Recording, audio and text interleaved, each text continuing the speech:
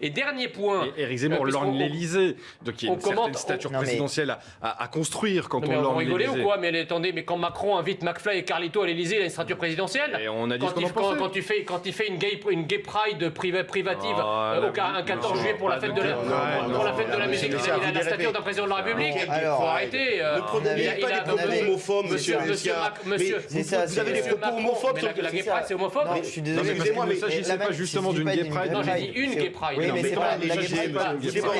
arrêtez avec ces réflexes pavloviens. On ne peut plus rire de rien, on ne peut plus rien dire parce que vous avez tout de suite les oukases de chiens de Pavlov qui vous mordent à la chine et que vous dites un mot. J'ai été comme vous scandalisé par ce qui s'est passé à l'Élysée avec cette soirée. Mais utiliser le terme de gay pride à l'Élysée, je trouve ça déplacé. C'est déplacé, monsieur Messia. Le groupe, c'était... Non mais attendez, c'est une réalité. Le groupe, c'était un groupe de transgenres. Il vous reste à vous déconstruire un peu, monsieur Messia.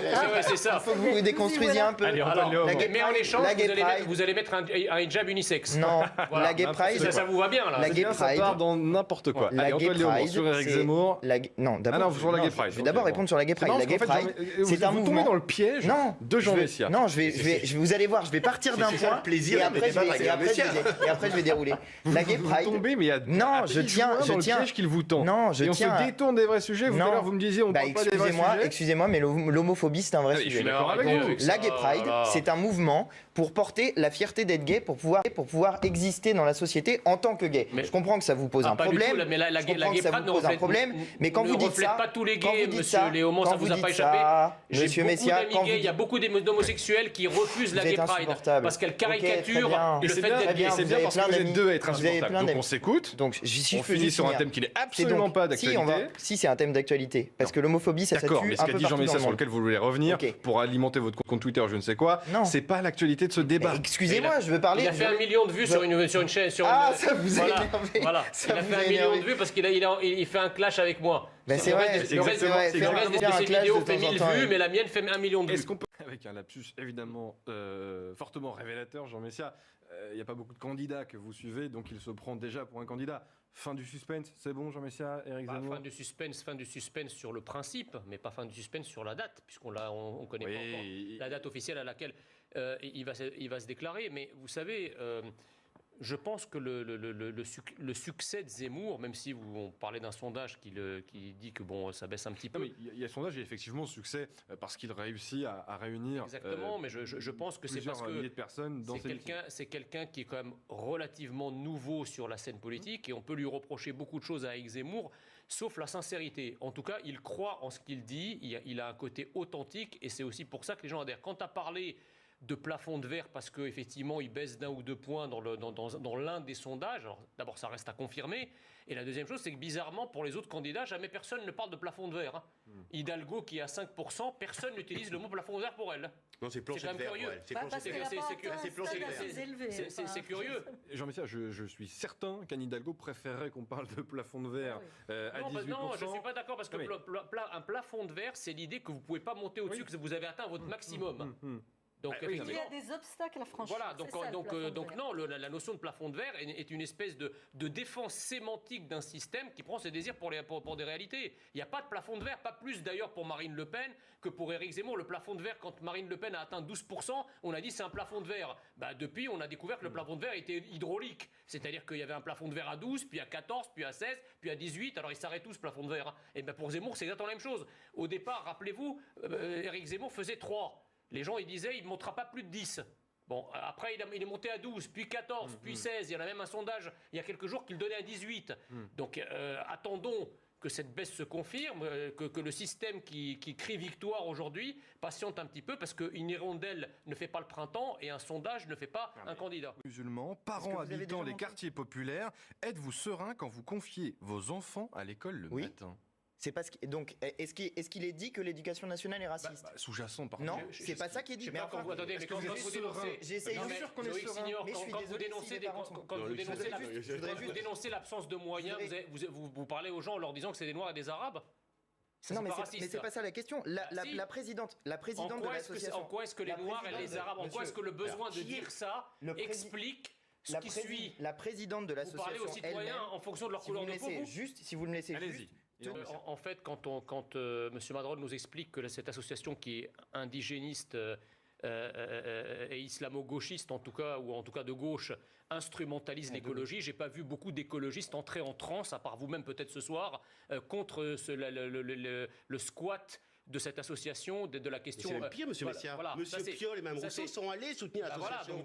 Mais je les dénonce depuis tout le temps. Cette écologie du baratin. Vous pouvez pas reprocher, si vous voulez, à des gens d'instrumentaliser la question écologiste quand les autoproclamés écologistes eux-mêmes ouvrent grand leurs portes à ce type de comportement. Donc cette association existe en réalité depuis de nombreuses années et elle prône effectivement ouvertement le séparatisme d'une partie de l'immigration maghrébine et subsaharienne avec le soutien des écologistes de ELV et de la France insoumise. Si vous voulez, il faut comprendre en fait la nature de la guérilla qui est faite à la France aujourd'hui.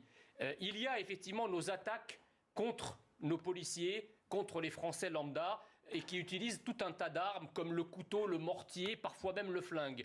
Mais il y a aussi... Le mortier d'artifice, c'est important de le préciser. Et vous avez derrière donc, ces agressions physiques, vous avez toute la faune idéologico-politique qui vient soutenir en fait ça, tout ce qui vient soutenir ces attitudes. Moi, j'aimerais bien entendre M. Darmanin, parce que là, en fait, que fait cette association? Elle promeut une alter-identité.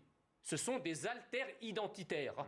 Or, lorsque les identitaires, c'est-à-dire ceux qui pensent défendre ou qui défendent une certaine conception de la France et en protégeant ses frontières, etc., ils ont été dissous immédiatement. Toutes affaires cessantes. Là, ce sont des gens qui défendent d'autres identités, ça passe crème. Et donc, génération identitaire. Donc, quand les identitaires sont blancs, c'est haro sur eux. Quand les identitaires sont d'autres cultures, c'est pas ça. Non, mais attendez, ceux-là sont beaucoup plus dangereux que les identitaires. Excusez-moi. Antoine Léaumont, vous vivez-vous anti-raciste? Attendez, je voudrais qu'on s'entende. Anti-racisme, enquête sur une mal en tant que journaliste sur plateau à entendre. Parce que les antiracistes sont devenus racistes. est un problème. L'antiracisme est un problème. Les antiracistes d'aujourd'hui sont devenus les racistes. L'antiracisme est un problème. Quand on s'adresse à une population... Vous êtes conscient que vous tombez sous le coup de la loi en disant ça. Non, je dis que les antiracistes d'aujourd'hui sont devenus les derniers des racistes. C'est qui aujourd'hui s'adresse à des populations en disant vous les parents noirs, vous les parents arabes, vous les parents maghrébins? Quelqu'un de droite s'adresserait à des enfants ou à des parents de telle manière, on dirait c'est un fasciste, c'est un mec d'extrême droite. C'est vrai. Bizarrement, lorsque la gauche utilise cette terminologie pour essentialiser les gens, ça vous pose pas de problème. Alors je comprends que votre courant de pensée essaye d'essentialiser, de racialiser les gens, mais moi je considère que cette organisation, et ce courant d'ailleurs, n'est en fait ni racialiste ni indigéniste, c'est un courant raciste et indigent. Voilà.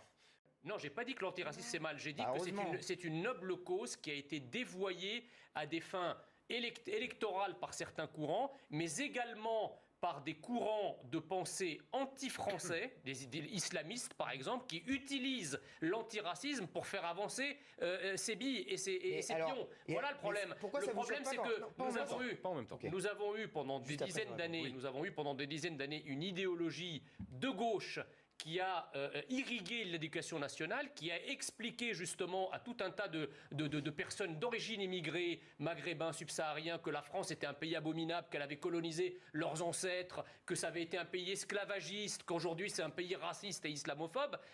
Là, vous avez une association qui répète exactement ce discours, mais ça peut aller beaucoup plus loin. C'est-à-dire que vous avez aussi certains terroristes qui pensent que lorsqu'ils attaquent ou tuent des Français ou s'attaquent à la France, c'est une manière pour eux de se venger par rapport à tout ce discours antinational auquel ils ont été biberonnés depuis tout petit. Et ce genre d'association participe, d'abord c'est l'enfant monstrueux de cette idéologie gauchiste, mais c'est aussi aujourd'hui le type d'association qui s'attaque à l'identité nationale française, qui s'attaque à nos valeurs, qui s'attaque à la République. J'ai un problème avec le fait que vous attaquez les antiracistes, vous n'attaquez pas les racistes. Or, les racistes font exactement ce que vous faites.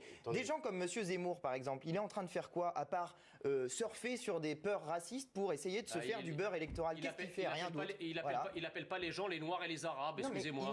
Mais bien sûr que si. Non, mais pas enfin, comme ça. vous avez pas. Non, alors il les appelle. Excusez-moi, il les appelle Mohamed. Il nous appelle Mohamed. Il a été condamné même pour ça. Non, mais non, oui, il a été condamné parce qu'il n'a pas fait appel, arrêtez. Mais si, voilà, il a été condamné.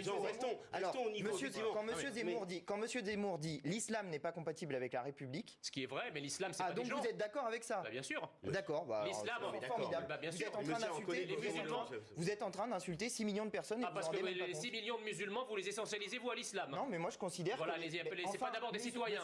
Moi, je connais pas de musulmans, monsieur. Je connais des citoyens. Les gens ne se définissent pas par leur religion. Faites attention, monsieur. Il faut faire très gaffe à ce que vous dites. Écoutez, je pense que s'agissant de la chasse, il faut faire la distinction entre les accidents qui touchent les chasseurs. Et là, bon, c'est malheureux, mais c'est les risques inhérents au métier, puisqu'ils sont armés et que parfois, quand ils manient leurs armes dans des conditions météorologiques compliquées ou dans des conditions compliquées, ça peut arriver qu'il y ait des accidents. Par contre, là où ça devient choquant et scandaleux, c'est quand c'est de non-chasseurs qui sont touchés. Et là, les chasseurs doivent être évidemment subir toutes les rigueurs de la loi. Maintenant, la proposition de Jadot qui consiste à interdire la chasse le week-end et les vacances scolaires, c'est in fine une proposition visant à interdire la chasse tout court, parce qu'en réalité, les gens qui chassent travaillent et s'ils peuvent pas chasser le week-end ou pendant les vacances, c'est qu'ils ne veulent pas chasser du tout. C'était ces réactions outrées. J'essaie d'avoir une analyse de personnes dont on n'a pas entendu piper mot lorsque Zemmour lui-même s'est fait traiter de tous les noms par ses adversaires. Il s'est fait traiter de virus, il a été accusé d'attiser la haine, il s'est fait traiter de fasciste. Mais ces gens-là, M. Messia, ne voulaient pas reconstruire à droite avec M. Zemmour. C'est M. Zemmour qui nous dit il y a 15 jours, je veux reconstruire toutes les droites. Oui, mais toutes les droites, c'est pas les têtes de gondole, M. Madrol. Toutes les droites, les électorats de droite. Pas les têtes de gondole, les candidats. Vous avez une expérience politique quand même assez épaisse pour comprendre que quand on dit qu'on veut réconcilier des droites ou les gauches, d'ailleurs, on ne parle pas de réconcilier des têtes de gondole. Ce qui compte, c'est les électorats. Ce que veut faire Éric Zemmour, c'est effectivement attirer à lui les électorats des différentes droites. Et ça, je pense qu'il est en train de le réussir, et même un certain électorat populaire. Donc ça, c'est la première chose.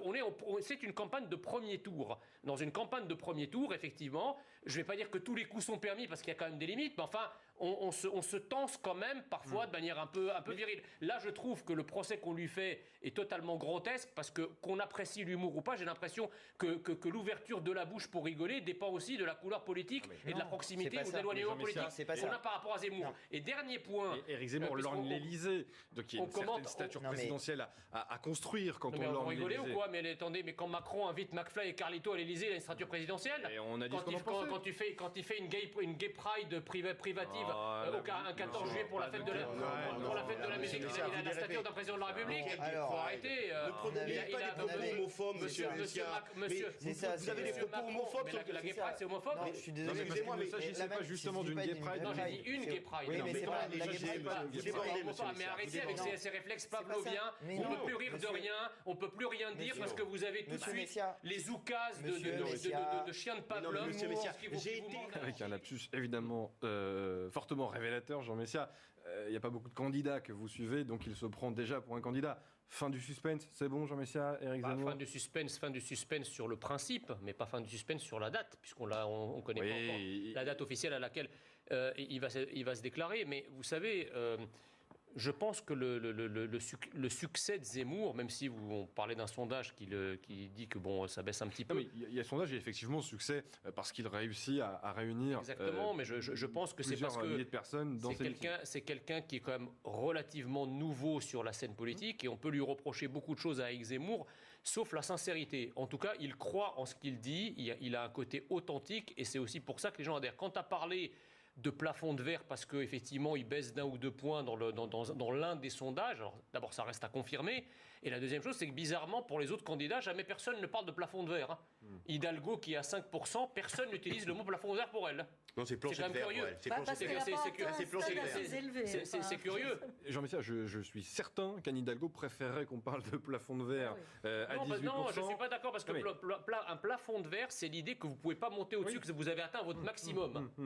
Donc, il y a des obstacles à franchir. Voilà, donc non, la notion de plafond de verre est une espèce de défense sémantique d'un système qui prend ses désirs pour des réalités. Il n'y a pas de plafond de verre, pas plus d'ailleurs pour Marine Le Pen que pour Éric Zemmour. Le plafond de verre, quand Marine Le Pen a atteint 12%, on a dit c'est un plafond de verre. Depuis, on a découvert que le plafond de verre était hydraulique. C'est-à-dire qu'il y avait un plafond de verre à 12, puis à 14, puis à 16, puis à 18. Alors il s'arrête tout ce plafond de verre. Et pour Zemmour, c'est exactement la même chose. Au départ, rappelez-vous, Éric Zemmour faisait 3. Les gens, ils disaient, il ne montera pas plus de 10. Bon, après, il est monté à 12, puis 14, puis 16. Il y en a même un sondage, il y a quelques jours, qu'il donnait à 18. Donc, attendons que cette baisse se confirme, que le système qui crie victoire aujourd'hui patiente un petit peu, parce qu'une hirondelle ne fait pas le printemps et un sondage ne fait pas un candidat. Exactement. Donc revenons sur le débat, effectivement. Éric Zemmour est effectivement... C'est pour ça que je voulais revenir sur ça, c'est que vous êtes en train de défendre quelqu'un qui est sexiste avec des propos homophobes. C'est pour ça que je trouvais ça.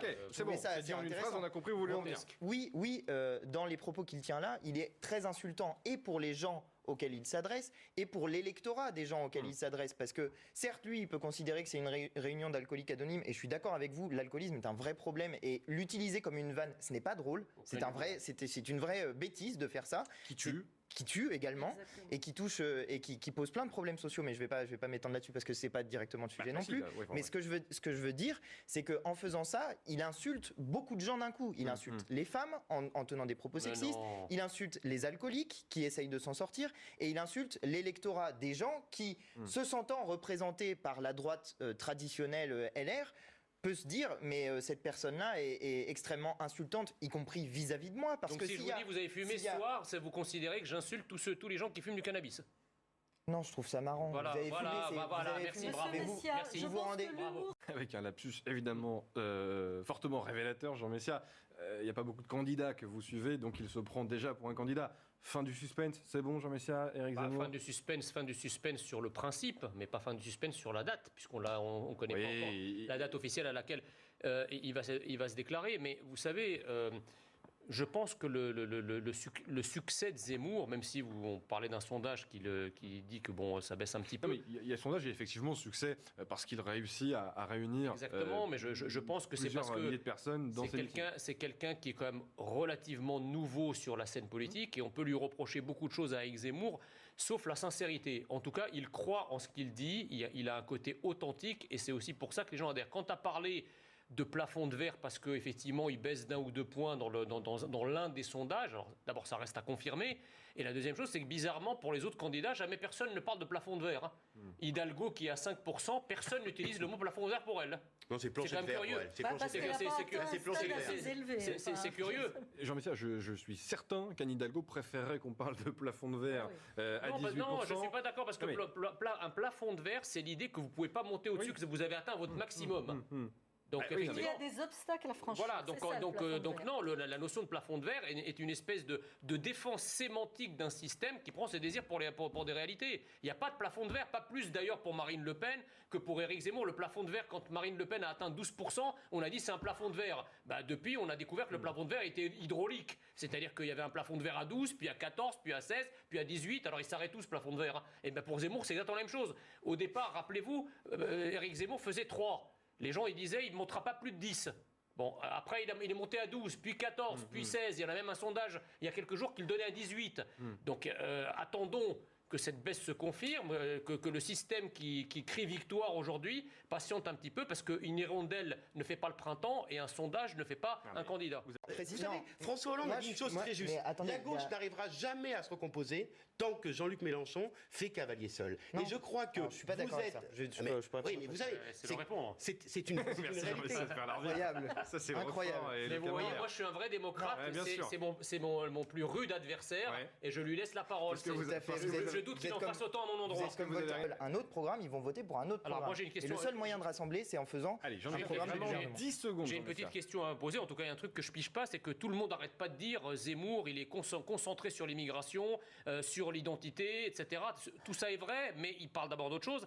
Et surtout, mais alors comment expliquer qu'il arrive à un étiage situé entre 14 et 18%, alors que vous semblez avoir un programme brillantissime, en tout cas si j'en jauge à la quantité, et vous êtes toujours à 10%. Donc ça veut dire que l'élection présidentielle, elle ne se fait pas sur un programme. C'est moi qui vais répondre. Est-ce que, vous avez répondu. Je pense qu'aujourd'hui, l'élection présidentielle ne se fait pas forcément sur un programme. Peut-être peut-on le regret étrangère, dont la Russie. Jean Messia, est-ce que ça déstabilise pas en plus une partie de la droite, ce débat, parce que une droite pro-russe qui se retrouve aussi piégée par les intentions de Vladimir Poutine à travers son faux-nez qui est le dictateur Loukachenko? Non, je ne crois pas qu'il y ait de droite pro-russe. La droite, en tout cas, c'est ce que j'ai entendu à la fois du Rassemblement national, d'Éric Zemmour, des Républicains, c'est de dire qu'il fallait normaliser ses relations avec la Russie, qu'il ne fallait pas faire de la Russie un État paria auquel on ne parle pas alors que c'est une grande puissance, ce qui me semble être quand même assez de bon sens dans la politique internationale. Vous savez, comme disait le général de Gaulle, les États n'ont pas d'amis, ils n'ont des intérêts. Donc on a des intérêts avec la Russie, on doit parler avec la Russie.